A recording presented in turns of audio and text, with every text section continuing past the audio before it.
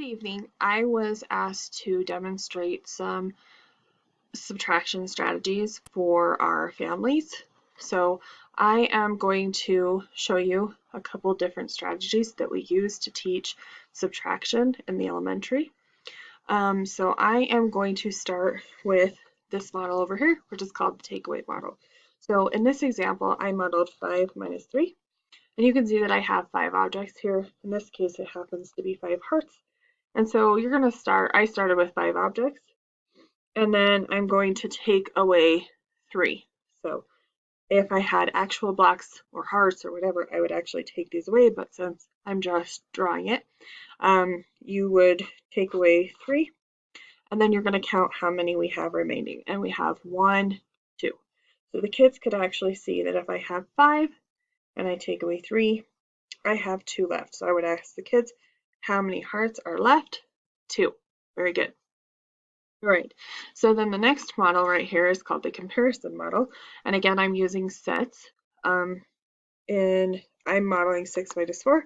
So I have a set of 6 objects, and I have a set of 4 objects. So I would ask the kids, how many pink circles are there?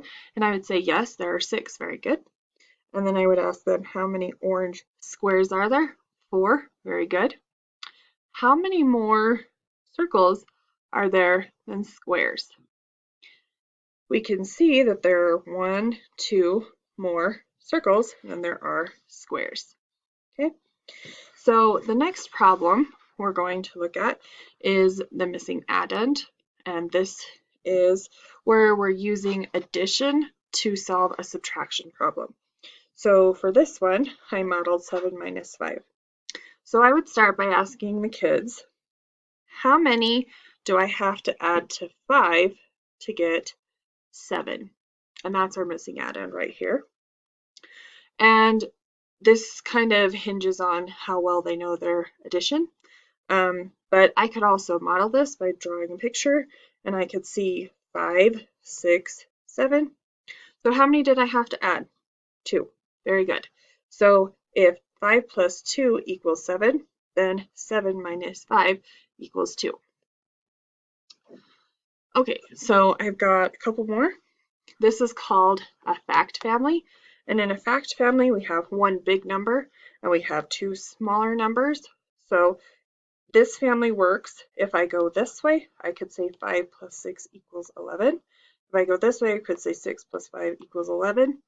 And I could start at the top and I could do a subtraction fact. I could say 11 minus 6 equals 5, or 11 minus 5 equals 6. And I wrote all of the number sentences that we could work down here. And this is just another example of how we could write a fact family. All right, and so the next one is a number line. And this is similar to taking away, it's just demonstrated on a number line. So in this example, I'm subtracting 9 and 4. So 9 minus 4. And I would show the kids that I have 9.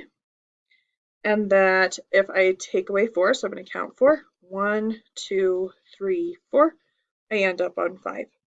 And I could actually show them that if I take 5 and 4, that it makes 9. So I'm actually demonstrating both the addition and the subtraction fact for that. So there are 5 left. And then the last one we have here is called count back. So you can use the count back strategy when you're subtracting 1, 2, or 3 is when it works best. And so I modeled right here, and I actually used a number line to model this. But so for this one, I did 5 minus 1. So I would start with 5 and I'd count back 1. 5, 4. 5 minus 1 is 4.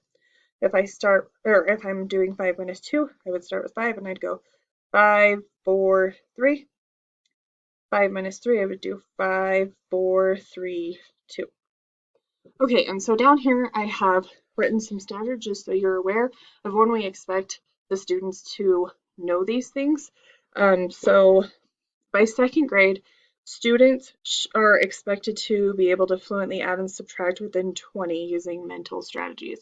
So these subtraction strategies are going to help your child develop those skills and to develop them to automaticity.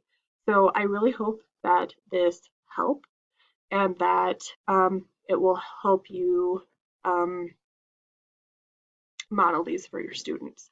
So if you have any questions, do not hesitate to ask. Have a great night.